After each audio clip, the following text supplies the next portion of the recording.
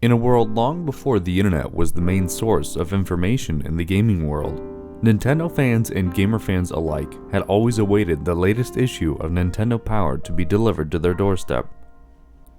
This magazine defined the golden age of gaming, as I like to call it, always giving out the best information on how to get past that one level, or maybe just a simple cheat that can allow you to make your game just that much easier. Unfortunately, the very last issue of this well-loved magazine will be on December 11th, 2012. Things are changing, but for some, Nintendo Power will always be nostalgia heaven. This magazine will be missed, but we can always look back and re-enter the moments when we couldn't wait for that next issue. Whether you gave it a quick look in the grocery store shopping with your mom, or avidly reading it on a nice afternoon, you were sure to be immersed in the awe-inspiring gaming monthly that was Nintendo Power. In Nintendo Power, there was always a section that gave a sneak peek at upcoming games. Well, in Volume 49, released in June of 1993, readers may have noticed a little something called Super Mario All-Stars. The third paragraph of the Pack Watch update went a little something like this. Mario Mania continues with one game pack.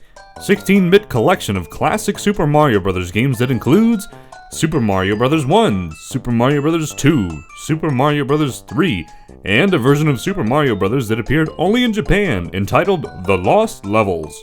The action in the three adaptations is the same as in the hit NES games, but the rich 16-bit graphics make for a new gaming experience. I'm sure the Nintendo bibliomaniacs were filled to the brim with excitement upon booting this game up, only to be shown a gorgeous array of 16 bits displayed upon their TVs, and to be greeted by Nintendo's lovable flagship cast. The main menu of Super Mario All-Stars shows a collection of all the Mario games that were on the NES. As mentioned in the Pack Watch update, we have 4 individual games compiled onto one cartridge for the gamer's enjoyment. So let's take a look at the very first installment of the Mario series on the NES, now newly updated with 16-bit graphics for the collection that is Super Mario All-Stars. Super Mario Bros. Is an exact copy of the original, with the addition of the updated graphics.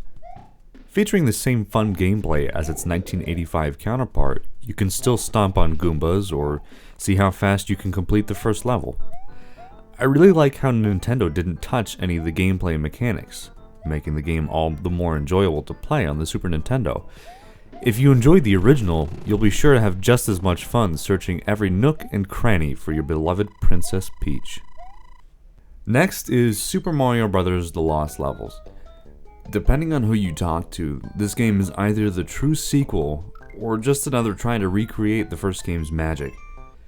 The developers have stated it was not, in fact, the original planned sequel, which was a prototype game that eventually was released and somewhat unfinished in Japan as Doki Doki Panic.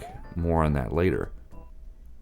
Originally released in 1986 for the Famicom Disk System, this game held the same level progression style with 8 worlds with 4 levels, but we already know that, right? This game does not have a 2-player mode. Instead, you are given a selection between Mario and Luigi. One interesting thing to be noted, both characters have different movement characteristics. Mario plays the same as he did in the original, whereas Luigi can jump higher and farther, and is a bit slippery in terms of agility. This game is actually quite the challenge if you're used to the simple run-and-gun playstyle of the first installment in the series. At times, it takes a bit of strategy to clear these levels, which is one of the reasons why I actually enjoy this game. Moving on to Super Mario Bros. 2, or Super Mario Bros. USA as the Japanese call it, this game was quite the radical change from the first Mario Bros. If you didn't know, this game was just a straight up copy of a game called Yume Kojo Doki Doki Panic, or in English just translates to Dream Factory Heart Pounding Panic. Really, the main thing that's different between these two games are just the characters you can play as. Everything down to the enemies are exactly the same. No, really, look, it's exactly the same. Overall, I feel like this game gets overlooked. no matter what adaptation you're playing. This is a fun and addictive platformer, and is a great game to mix things up if you're tired of, the cliche Mario style. It's just got a charm to it. I can't put my finger on it. So, what are you waiting for? Go play it. I've got 3 words for you. Super Mario Brothers 3. Wait, what's that? Oh. Okay, well that's 4. Where was I? This is easily the best game on the whole cartridge. Wanna know why? Well, because it just is. Plain and simple. This game has so much depth to it.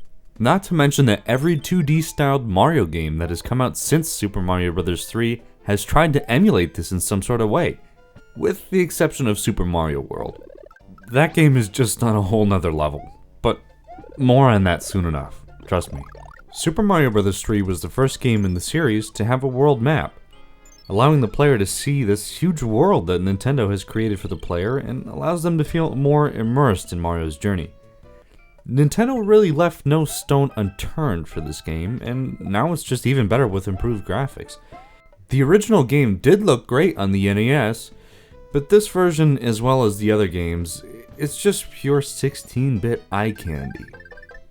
In December of 1994, a little over a year after the release of Super Mario All-Stars, Nintendo started releasing Super Nintendo consoles with an alternate version of the game bundled in. This game was alternate in the fact that it had Super Mario World. That's right, I didn't stutter, Super Mario World. This would have been a real treat back then to not only be getting a Super Nintendo on Christmas Day, but 5 of the most incredible games Nintendo had to offer at that point. As a matter of fact, I think I hear some sleigh bells ringing right now. Although this was probably done to cash in on that extra holiday money. After all, it was released in December. Still, it's a great deal, you can't beat it. Super Mario World is possibly the finest game Nintendo has ever cooked up. The game centers on the quest of Mario and Luigi to save the dinosaur land from Bowser. The 2 brothers must travel across 7 worlds to restore order to Dinosaur Land. This game features the familiar gameplay styles as the previous installments, but adds a few new things. Most notably, the ability to ride on Mario's new dinosaur sidekick, Yoshi. At this point, you are pretty much invincible from anything if you are skilled enough with that controller of yours. This game offers many hours of enjoyment, especially for those who are striving for completion. And also, this game is one of my personal favorites. The best thing is that if you get tired of playing Super Mario World, why not play the first Super Mario Bros. Or Super Mario Bros. 3? The list goes on. So that about wraps things up for this episode. If you'll allow me to take a page out of Steve Jobs' book, or MacBook Pro, iPad, iPhone, well, whatever you kids call it. I'd like to thank you for watching, but there's one more thing. I'd like to go back to Nintendo Power, the issue that was released in September of 1993, Volume 52. This featured a 4-page section devoted to Super Mario All-Stars.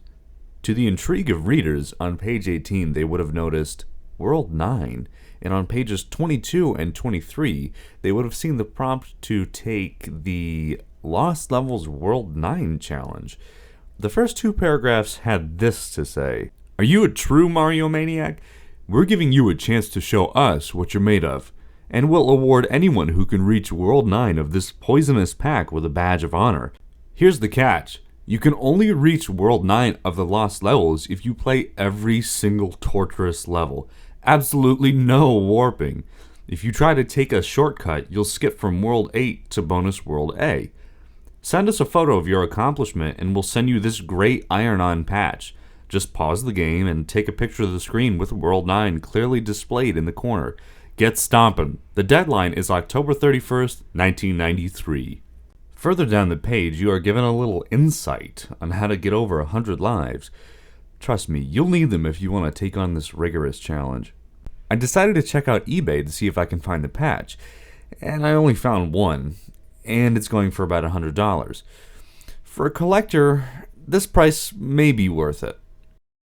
So, if you've got this game sitting on your shelf, collecting dust, why don't you clean it up and give it a try? I'm sure you've got some time to kill. Well, with that being said, this concludes another episode of Crossroads Reviews. Thanks for taking the time to watch this, and I'll see you soon.